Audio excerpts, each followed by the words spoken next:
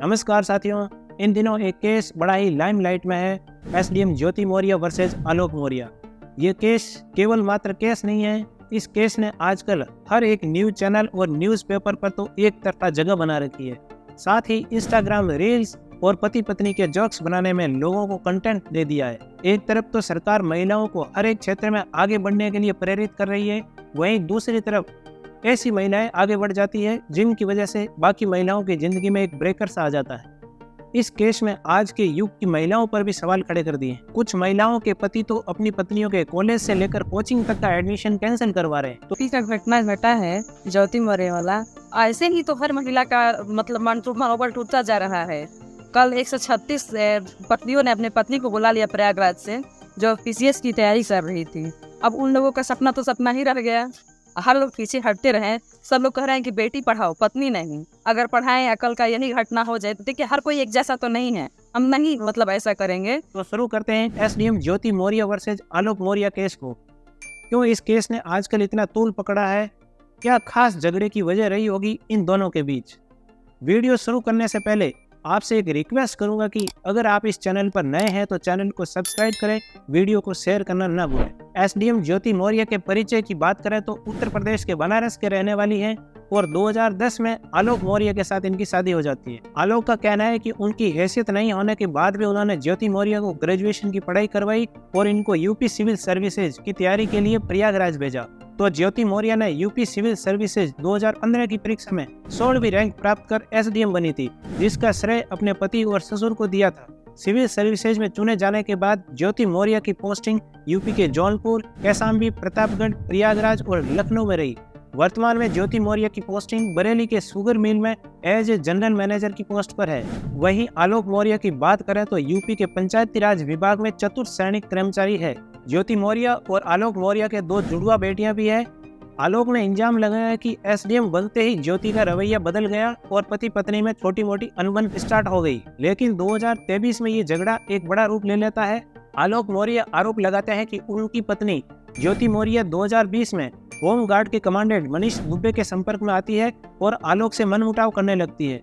इन दोनों के बीच तीसरे बंदे की एंट्री होती है, जिनका नाम है मनीष दुबे। मनीष दुबे गाजियाबाद के होम गार्ड के कमांडेंट पोस्ट पर पोस्टेड है, जो कि यूपी सिविल सर्विसेज के जरिए ही इस पोस्ट पर लगे हैं। मनीष दुबे पर आलोक मौर्य आरोप लगाते हैं कि इनकी पत्नी का इनके साथ इलीगल रिलेशन है, जिस वजह से इनकी पत्नी ज्योति मौर्य उनसे दूर होने की कोशिश कर रही है और आलोक मौर्य से तलाक चाहती है और मनीष दुबे के साथ शादी करना चाहती है। अब जब इलीगल रिलेशन की बात आई है तो अपने देश में एक कानून है जिसे हम एडल्ट्री लॉ कहते हैं, और ये कानून कहता है कि अगर कोई मैरिड फीमेल या मेल किसी थर्ड पर्सन के साथ रिलेशन रखते हैं तो उसे एडल्ट्री लॉ के अंदर काउंट करते हैं। एडल्ट्री लॉ को आईपीसी की धारा 497 में कंसिडर किया जाता है। इस कानून में साल 2018 तक तो ऐसा था कि अगर कोई शादीशुदा महिला किसी व्यक्ति के साथ संबंध रखे तो ऐसा करना दंडनीय था, लेकिन सजा भी उस दूसरे व्यक्ति को ही मिलेगी। लेकिन बाद में सुप्रीम कोर्ट ने इस लॉ को पनिशेबल ऑफेंस से हटा दिया था। तो अभी के कानून के हिसाब से यहाँ एसडीएम ज्योति मौर्य और मनीष दुबे दोनों ही दोषी नहीं है। लेकिन ऐसा हुआ यूं कि ज्योति मौर्य ने अपने ही पति आलोक मौर्य पर सेक्शन 376 का आरोप लगा दिया। यहाँ ज्योति मौर्य ने तलाक के लिए कोर्ट में अर्जी लगा दी है और आलोक पर आरोप लगाया है कि जब इन दोनों की शादी हुई तो आलोक मौर्य ने झूठ बोलकर शादी की। उसने बताया कि वो एक अधिकारी है, जबकि वो एक चतुर्थ श्रेणी कर्मचारी निकला। इस वजह से अभी ज्योति मौर्य आलोक मौर्य से तलाक लेना चाहती है। इसके बाद शुरू होता है एक दूसरे पर आरोप प्रत्यारोप का दौर। सोशल मीडिया पर उनका एक शादी का कार्ड खूब वायरल हो रहा है।